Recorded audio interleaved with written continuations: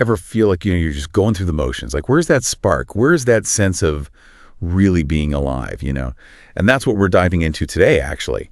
I've been looking over these excerpts you sent over, about spiritual growth and all. And honestly, some of it kind of threw me for a loop, I'll be honest. Oh, yeah. Yeah. Like, it talks about how even simple things, even just like the way we read a book can be totally different, like profoundly different. Right. Depending on our connection to, this is where it gets kind of out there, to something the text calls divine will. Okay, I know divine will sounds like, whoa, pretty heavy, right? But what if it's not so much about religion and more about like tapping into a deeper sense of purpose? Yeah. And we've got our expert here to unpack all of this with us. Well, what I find really fascinating is how this text, it keeps saying, it's not enough to just read the words. It's about letting these ideas, really get in there, penetrate, maybe even reshape the way we see the world. Yeah, it's like the difference between like skimming a news feed and having a conversation that really sticks with you, right? Exactly, yeah. It seems to be saying that just going through the motions, even if it's religious rituals or whatever, that's not enough. Right. So how do we move beyond that, like, surface level? Well, the text, it uses this example of a simple girl and then this really proud scholar, right? Okay. Both on a spiritual path, but the girl, because of her humility, she's actually more open. Interesting. More receptive to this divine will than the scholar who's blinded by, all his big brain stuff. It's like he's so busy analyzing everything, he misses the forest for the trees. Exactly. And that brings us to something really key here. Like, what exactly it's this divine will the text keeps mentioning? Yeah, it's definitely not about some rigid set of rules, right? Like, thou shalt not, Right, yeah. The text describes it more as this active force, this energy that's guiding us towards what's best, even if it's not what we expect, Right. Throws us curveball. So less about dictating and more about guiding. More like guiding, yeah. It's more about surrendering to a wisdom that might be bigger than what we can grasp right now. Okay, so how do we tap into that, though? How do we tap into that guidance?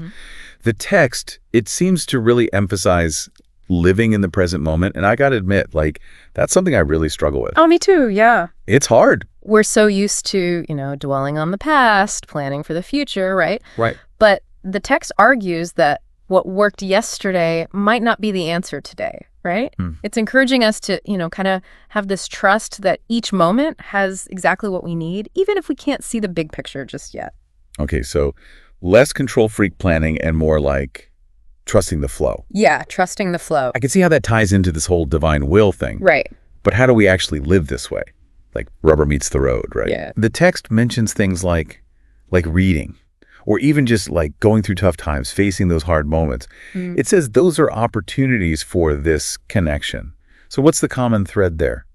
It's about, doing things with intention. Like, the text seems to say that anything we do, no matter how small, can become really meaningful if it's aligned, with this greater purpose. So it's not about like the actual thing you're doing, but like the energy behind it. Like even doing the dishes could be like a spiritual practice if you approach it the right way. You got it. It's like finding that connection to something bigger, in every single moment, not just when we're meditating or praying or whatever. Okay, yeah, I'm starting to see how this divine will thing, it's not about like some mystical force controlling our lives. Right. It's more about like aligning ourselves, our actions with a deeper purpose, Yeah. But there's this part in the text, it says bread can be poison without this connection.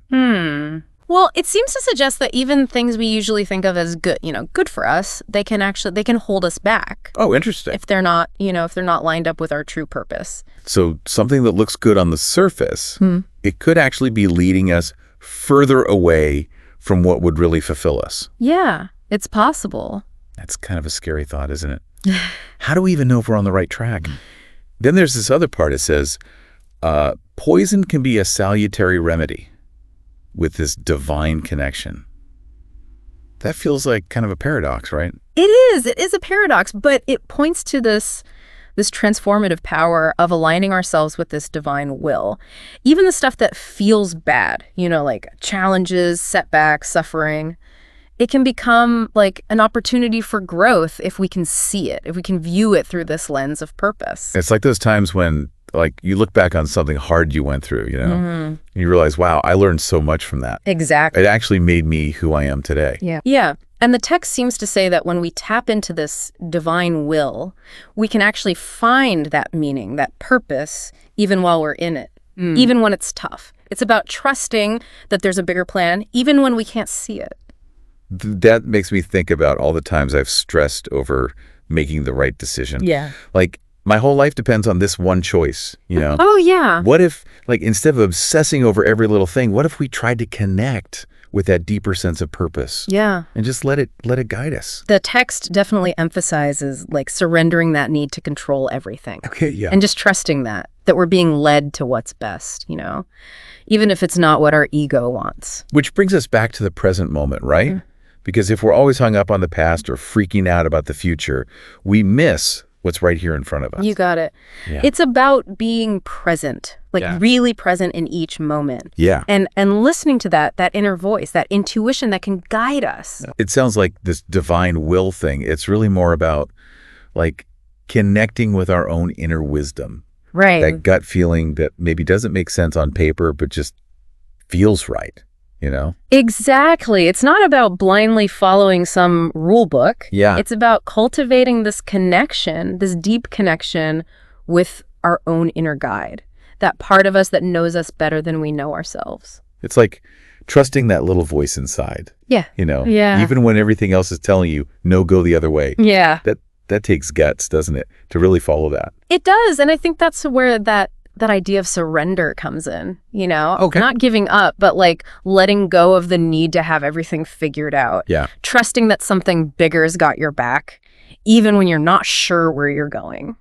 It's funny. We usually think of surrender as weak, right? Right. But the way this text talks about it, it's almost like it's a strength. Yeah. Like you're strong enough to let go and trust. Exactly. Yeah. Like you're drawing strength from something bigger than yourself. And the text, it reminds us this isn't like a one-time thing, Right. It's like a constant process. Yeah. Checking in, listening to that inner guide, making little adjustments as you go. Like you're always fine-tuning, that connection. So it's less about reaching some final destination. Right. And it's more about the journey itself. The journey. The constant searching and growing and becoming. Yes, exactly. And this journey, like figuring out what it means to connect with that divine will, it's for everyone, That's cool. It's not about like following a certain religion. It's about that human need to find meaning, find a purpose, something more than just the day-to-day stuff.